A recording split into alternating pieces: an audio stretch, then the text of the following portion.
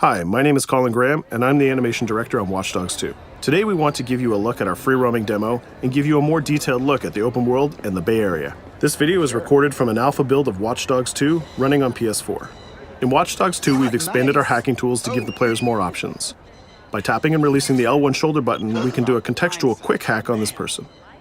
If we want more hacking options, we simply hold the L1 button while focusing on our target.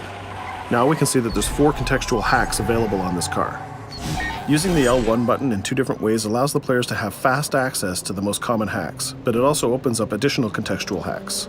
This gives the player more hacking options than before. We've also added a NetHack view to the hacking toolkit, which allows you to toggle a digital filter to see the world like a hacker. We can easily pick out hacking opportunities and also pick out strange digital signals and data anomalies that are of interest to us. The orange signal indicates that there's a person whose digital profile has interesting properties for us to investigate. So let's take a closer look. When we're exploring the world, NetHack is a very useful tool to help us identify people or items of interest. It's a really good idea when you explore the open world to use your NetHack and look around, because you never know what you'll find. We can hack into his phone and read his text messages to get a clue about what's happening. As a hacker, it's really easy for Marcus to get someone's personal information. This guy's text messages indicate that he's experiencing strange behavior happening on his phone. He seems to think that it happens every time he comes to this exact area. Let's see what our DedSec teammates think about these strange signals. That felt like a rock star pose. Found something weird. Sweet. Get a picture. No, I mean, my MC catcher detector is going off. We really need to find a better name for that. Why? That's the technical name. My Stingray sniffer tells me somebody's leeching data off of people's phones below. Looks like the data's going to Coit Tower. See? Weird. Weird indeed. Marcus has detected that there's an illegal Stingray box deployed somewhere around Coit Tower. We now have access to a new DedSec operation, and we can track it with our DedSec app. You can do any operation you want in the order that you want, as long as you've discovered it and it's in your DedSec app. With the NetHack, we can see the Stingray box is deployed all the way on the top of Coit Tower. But since the tower is closed, we're going to have to find another way to reach it. You still have a little on your nose. In Watch Dogs 2, Marcus has some custom-built toys to play with, so we can just deploy our quadcopter and fly it to the top. Coit Tower is an iconic landmark known for its great view. From here, you can see the whole city is accessible. You can visit landmarks like Sutro Tower, you can explore Golden Gate Park, or take a drive across the bridge to Marin. You can sail the bay on a sailboat, or you can visit Alcatraz, or maybe take a selfie with the sea lions on Pier 39. You can also travel across the Bay Bridge to Oakland, or take the freeway south to Silicon Valley. You can also take your time and explore San Francisco's diverse neighborhoods like Chinatown, Castro, or even the Tenderloin. With the drone, we can easily hack into the Stingray box and track its source. This one is operated by Greystrom, who are illegally installing these boxes all across the city. The open world is full of opportunities like this DedSec operation. All you have to do is explore the environment using NetHack and the profiler to find them all.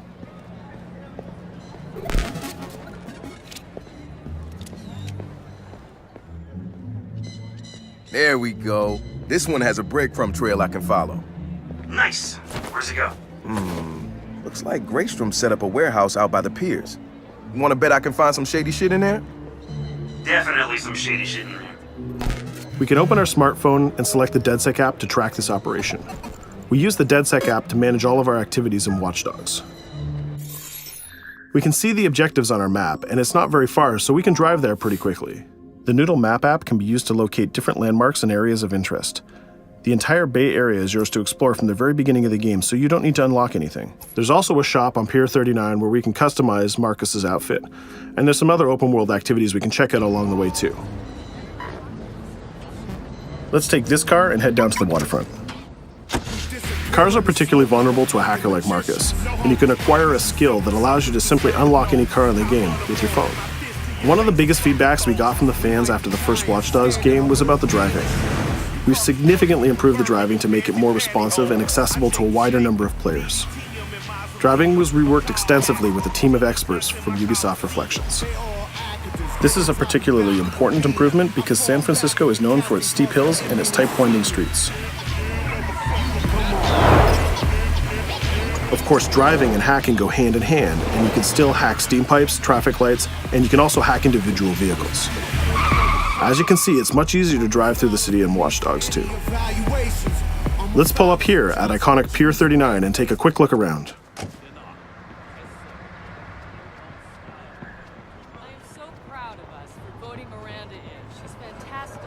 Up ahead is a clothing store, so let's go give Marcus a new look.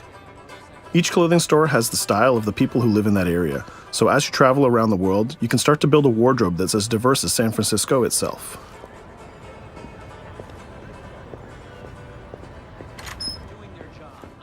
There are over 700 unique items of clothing that Marcus can purchase to wear, with over 1 billion possible combinations. We can go into the fitting room menu and browse a selection of items found in the store. Let's start by switching up Marcus's jacket. Each item of clothing in the shop is handcrafted to fit Marcus's overall look. You can mix and match any pieces of clothing you want. You can change your hat, glasses, face mask, bag, shirt, pants, and shoes. There's some nice normcore hoodies in here, but I think we should go with the shirt with the giant skull on it. Let's take a look at what we got for shoes. Since people who come to Pier 39 are often tourists, we have styles of shoes that they would buy. We can go with these comfortable gator shoes or maybe some open-toe sandals. Or if you really want to make a statement, you can buy the awkward socks and sandals combo.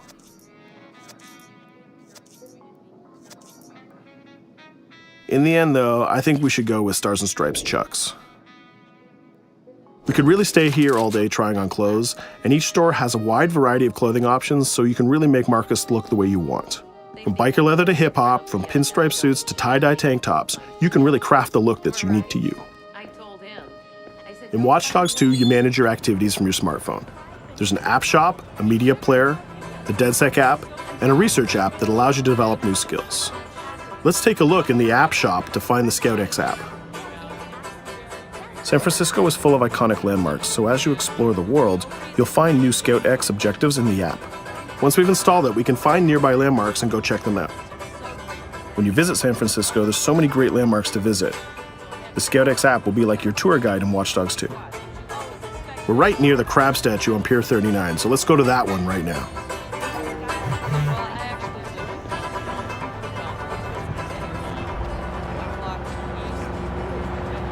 These tourists have the right idea. We'll just pop open our phone and select our camera and take a picture of this giant crab. Let's make it a selfie and use the California Vibe filter.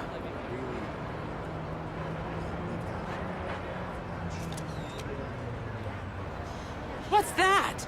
Uploading the photos to the scoutX app will give you more followers, and you'll need those followers to progress through the game. So we had a look around and we bought some new clothes, but let's get back on track and head to that next pier, and we'll take care of that stolen data at the Greystrom site.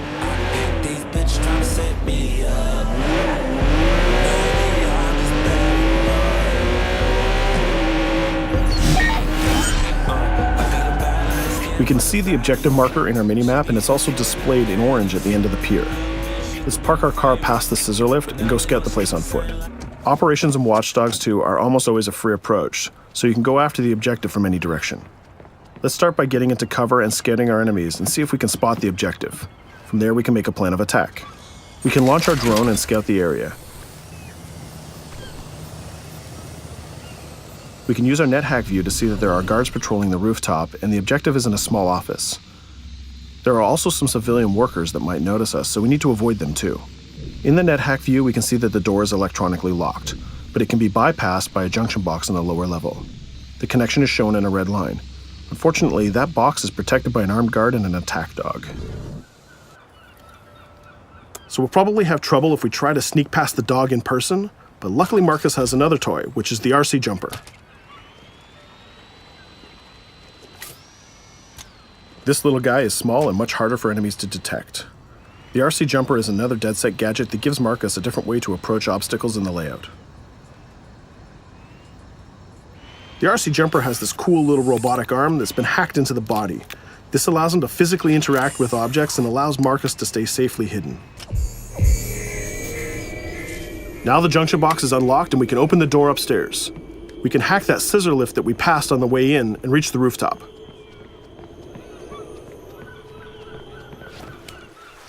By hacking into the OS of the scissor lift, Marcus can take remote control of it. Not only can you raise it up and down, but you can actually drive it around anywhere you want in the world. This level of control gives players total freedom when dreaming up an approach to a mission. Our first challenge is to get past the guard in front of us.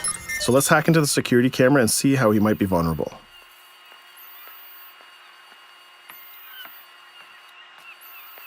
There's an industrial air conditioner unit that we can hack. We can set it to explode when the guard comes close, and we can hack it to attract the guard with a strange noise. The guard will go investigate the noise and walk straight into the trap we set. Shit. Does anyone know first aid?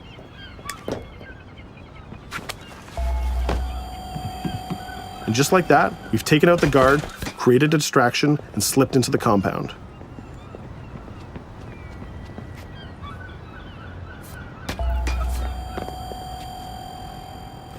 A more direct way to neutralize a guard is to use the non-lethal stun gun. Marcus has an array of non-lethal tools and techniques, and you can complete the entire game without actually killing a single enemy. Since we already unlocked this door with our RC jumper, we can just quick hack it to open it. Now we're in the room, we just need to install one of our custom DedSec boxes into this Bloom terminal, and we've completed our final objective. All that's left to do now is escape undetected. Each operation we undertake will give us more followers. More followers will allow you to take on even bigger operations. So let's get off this pier and explore a little bit more.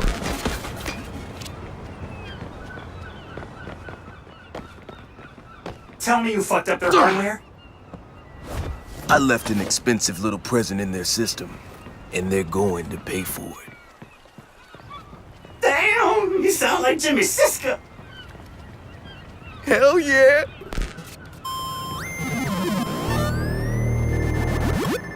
Up ahead, we'll notice there's another player hanging about. He's easy to spot because of the purple icon and the gamer tag over his head. In Watch Dogs, your game session can be seamlessly merged, and you will often encounter other players exploring the world just like you. This guy looks really friendly. We have an opportunity to join up and form a co-op party, so let's send him an invite.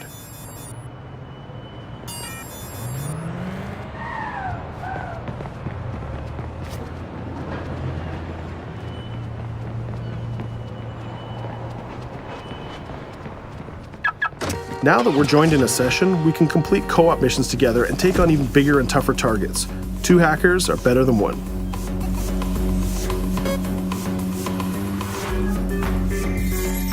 We're going to head across the bay to Prescott, which is in North Oakland, to infiltrate a gang lair. We can get there by driving across the Bay Bridge together.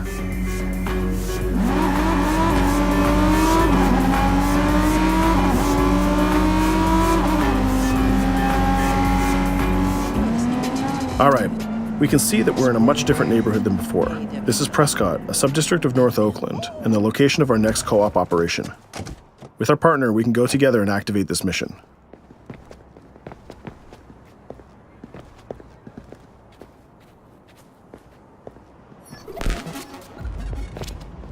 Marcus, we have operations popping up everywhere. Some of them are 2 hacker jobs. Where you need me? Sending you the coordinates. And Marcus, it works both ways. When you need help, fire off a call and we'll send someone your way for the assist. This area is a free approach, so we can tackle it any style we want. Since we're now 2 hackers working together, we'll cover our partner from the sky and help him out with some well-timed hacks. We can distract this guard by hacking his phone, and our friend will take him down very stealthily. We'll continue to scout the area and find more lookouts, like this gang member on the rooftop. We can automatically tag them, and once they're tagged, both players can see them. Our partner is going to sneak up on the rooftop and take out this guard, and we can help him with some well-timed hacks. If we use a contextual hack on this transformer box, we can attract the guard. Our partner has an easy shot with his stun gun from that distance.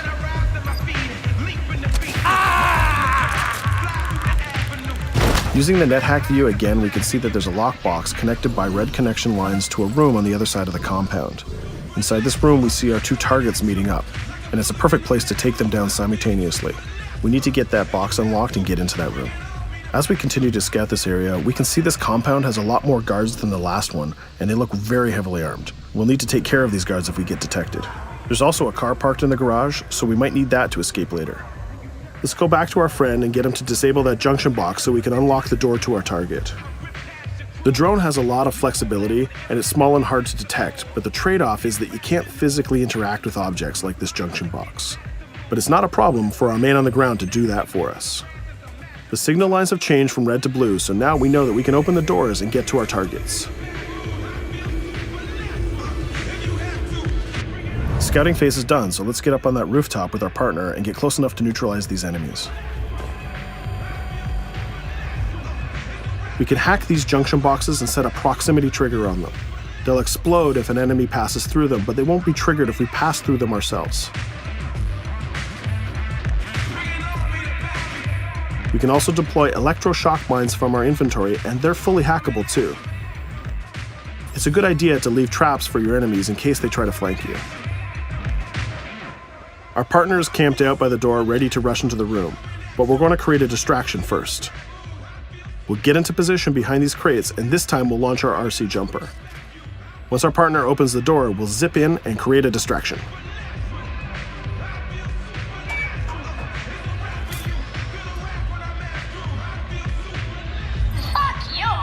Our jumper has another feature too. It can launch foul-mouthed taunts and make people angry. Now's our chance. The gang leaders are distracted, so let's rush the room. This guy was pretty tough, but getting a thunderbolt to the face will ruin his day. Now we have his cell phone and all the evidence that we need. We just need to plan a way out of here. We can switch back to our quadcopter, which is hovering where we left it, and take a look at what's going on from the sky. We can see one of the guards is rushing up the stairs to help his boss, but our partner has that door covered with his DedSec rifle. There's another guard on the ground level who's alerted to our gunfire, so let's use a contextual hack on him. We've changed his profile to make a rival gang think that he's a police informant. The rival gang will come to this compound and take care of him for us.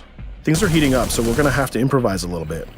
We can hack the car in the garage and reverse it away from the enemies so we can use it for our getaway. The rival gang just arrived and they've engaged in a gang war with the remaining guards. These guys aren't messing about. They're armed with grenades and body armor. We'll take some higher ground and use our DedSec 3D printed assault rifle to take them on. They're here somewhere. Find them. We lost us. A call. We better leave it. There's still one guard left, so we can hack his headset, which leaves him vulnerable to a takedown.